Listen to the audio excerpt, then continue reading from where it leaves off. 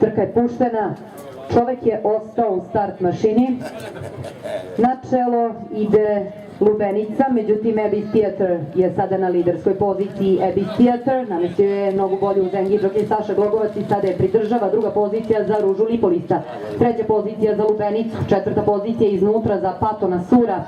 Paton Sur iznutra obilazi Lubenicu. Na čelu ove trke je sada, čini mi se, ne, i dalje Lubenica. Lubenica, Abyss Theater.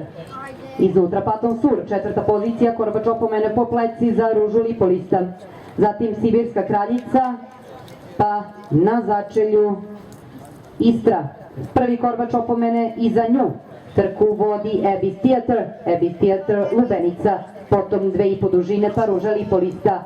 Otpada tamo Paton Sur na predposlednju poziciju, Sibirska kraljica stiže do Ruže Lipoliste koja dobije još jedan korbač opomene po pleci. Sa začelja stiže Istra, takođe opominjana, a evo korbača opomene i za Patona Sura.